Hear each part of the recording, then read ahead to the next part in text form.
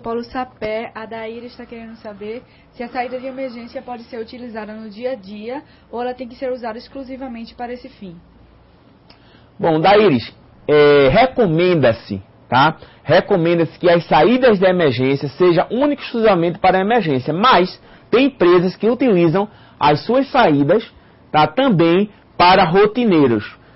Hoje, no dia a dia, é comum você encontrar empresas utilizando, tá, as saídas de emergência no seu dia a dia. O que não pode, Daíris, é o seguinte, a porta de emergência está fechada, tá? Inclusive nós vamos ver isso aí, é estritamente, tá, proibido, tá? É determinante isso aí, nenhuma saída de emergência pode ser fechada, ela tem que estar aberta, tá? Sempre aberta. Agora, geralmente o pessoal usa para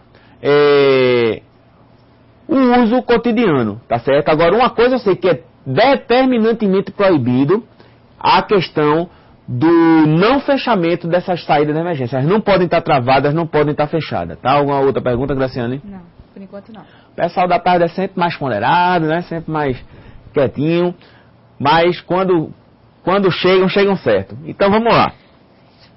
Voltando aí para o nosso slide. Ainda nos procedimentos e atributos utilizados em uma rota de fuga, tá aí, ó, a setinha, tá? Saída de emergência.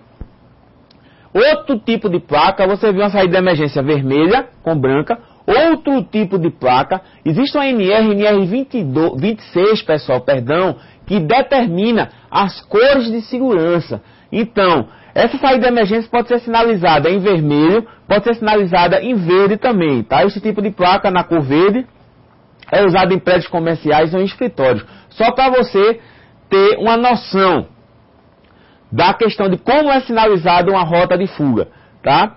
Você pode ter as placas vermelhas com branco, como você viu aí, pode ter também a placa indicando a saída, tá? Em verde, porque verde também é a cor da segurança, tá? Vermelho representa a cor da prevenção a incêndio, combate a incêndio, e a verde é a cor da segurança. Graciane? O Polo Caruaru, o Márcio, está querendo saber com que frequência se deve agendar o treinamento de saída de emergência. Bom, Márcio, essa questão de saída de emergência, o que vai determinar é o que está lá no PCE, certo? Mas as empresas, eu digo aí por prática minha, tá?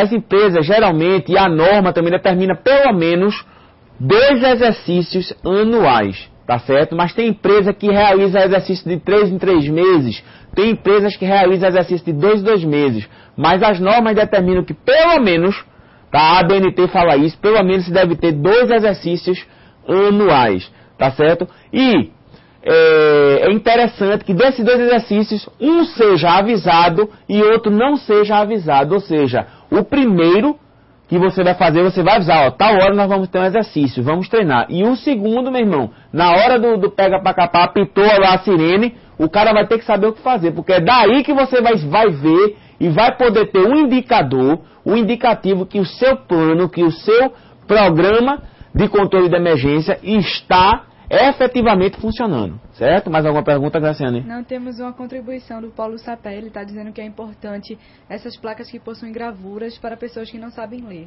Positivo. Interessante a boa contribuição de Sapé, porque existem locais que nós não temos, no Brasil ainda temos um índice, né, de alfabetismo, vamos dizer assim, tá? E o pessoal com a questão da gravura, tá? Isso ajuda muito.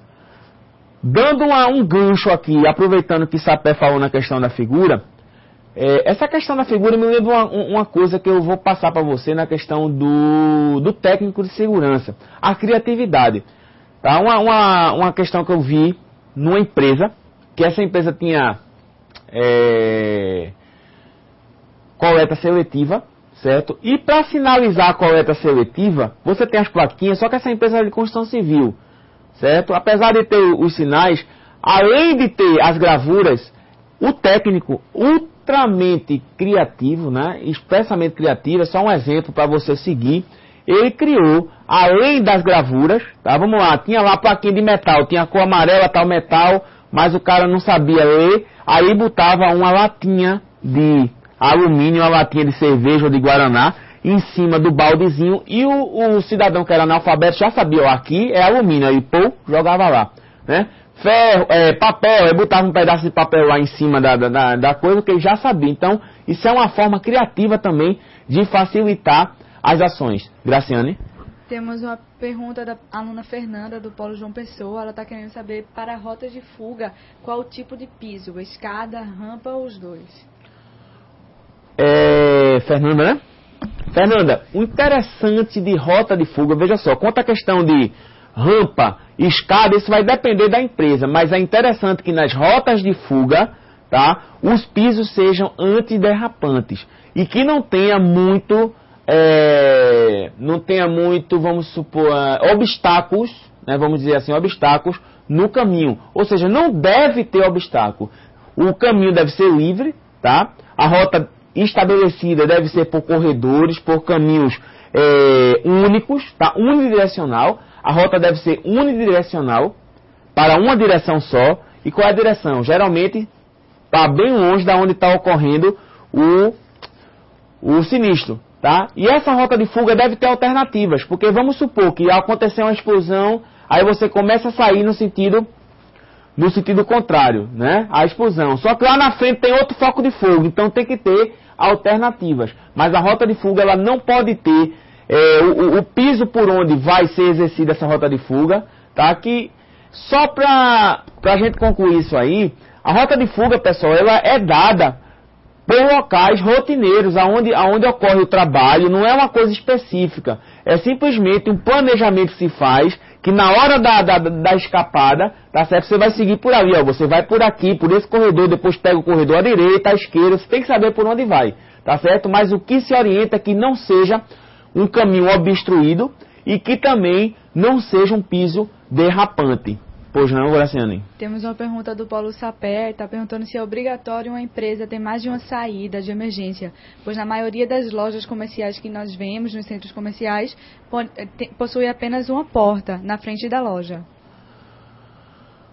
Com certeza, tá? O pessoal do Paulo Sapé, o próprio Corpo de Bombeiros, tá? O COCIP e outras normas determinam que se devem ter saídas suficientes, tá? Saídas suficientes para, em caso de emergência, tá? Essas saídas darem evasão, darem acesso ao lado externo de uma forma rápida, tá certo? Então, nunca um local pode ter apenas uma entrada ou uma saída. Ele deve ter mais de uma entrada ou saída. E essa quantidade geralmente é estipulada pelo tipo de edificação, pela ocupação da edificação e assim sucessivamente. Existe uma norma a ser seguida, geralmente é o COCIP e as ABNTs que determinam isso aí.